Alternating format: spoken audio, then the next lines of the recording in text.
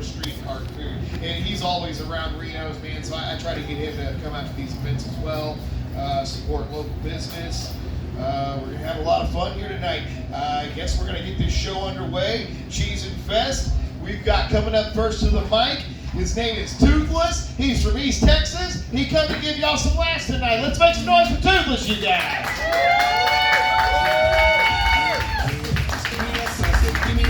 What up, y'all? What up? What up? Like he said, my name is Toothless, and yes, I am indeed toothless. You know, the turtle beak. You know. How y'all doing? I'm from East Texas.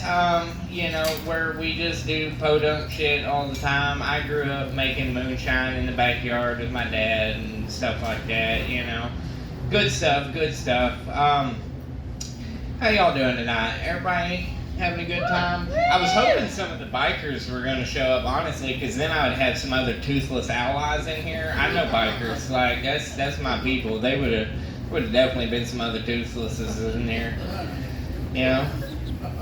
Yeah. So I grew up with a, let's say, different type of dad. It was more like being raised by an older brother. Like one of his favorite things was when we went in Walmart or anywhere like that, he would like sneakily get over by the lingerie section and grab one of the bra and panty sets, real lacy and pretty, and then proceed to chase me around the store going, put it on, put it on, put it on, you know, and I'd be running from him going, no, weirdo, leave me alone, you know. And I was thinking about that the other day, and I realized I definitely grew up in a different time than today, because you couldn't do that nowadays. Like, nowadays, you would have the cops called immediately, not once, ever. Did anybody ever stop me and be like, hey kid, are you okay? Is this man bothering you? Nope. Everybody just laughed and was like, look at that shit, that's funny. Yeah, so, you know, on another topic, I've been doing some thinking on this. I'm pretty sure all the Egyptians had toxoplasmosis, and we can't trust none of them writing. I don't know if you know what that is. It's a parasite you get from cat shit. It's gross. It's fucking disgusting. But they all worship cats, you know, they hate cats out there. What do cats do in the sand? They shit and bury it. None of them had shoes. So they was all walking around, cat doo-doo toed up and everything. I'm certain they had toxoplasmosis. We can't trust them drawings. We just can't do it. No. You know, when I had my teeth removed, by the way, I paid for this. This isn't like, you know, this is bad genetics. You know, degenerative bone disease, not methamphetamines. It's, alright, it's different. You know, I'm not saying I haven't done drugs, but it was after the teeth were gone. I was like, fuck it, they're gone now, right? You know, whatever. You know. But, yeah, so after I had the teeth removed, I suddenly became into cougars. I think it's mostly just because, you know, I can take my teeth out and give them a gummy, and they can take their teeth out and give me a gummy. Let me tell you, you've never had a 69 until you had a smoothie 69. That's where it's at, like, all day. Like, the Nom Nom 9000 will have you climbing the wall, like, you know. I'm a little bit adventurous in the bedroom, even though I've been single for a long time. I've been into cougars and everything, and needless to say, you know, I had my old chili ring licked before it was cool, you know, before it was the thing, before everybody was eating ass. You know, it was here in Dallas. I'm not sure what part of Dallas. I'm not very familiar with this area. I'm from Tyler. We don't venture out much.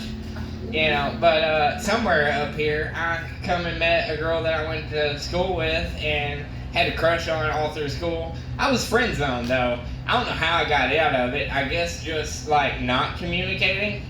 So if anybody's friend zoned, cut them off. That's the best advice I can give you is cut them off. It's the only way out.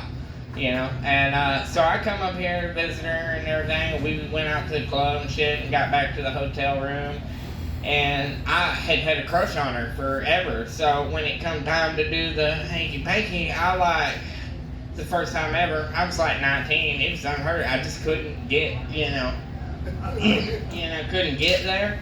And she so humbly was like, oh, no big deal, I've had this happen a bunch of times. I know how to handle this. I was like, a bunch of times, what? Okay.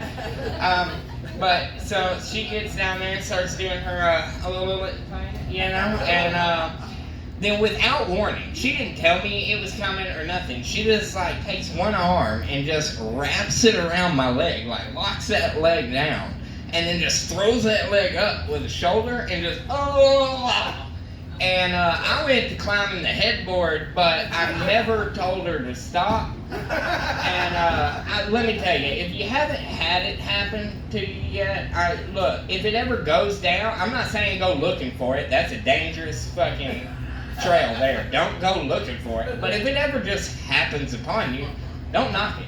Alright? It's like a whisper from angels back there. That's some shit you don't knock, alright? You know? I wouldn't ask no girl to do that to me, by no means. I mean, look, I use baby wipes and all, but shit, I don't shave back there or nothing. Like, look, if you feeling adventurous and you want to take a trip to the Dingleberry Forest, go right ahead. I'm not going to stop you, but I'm not going to ask for it either. Like, I have some respect, Jesus. You know? Yeah.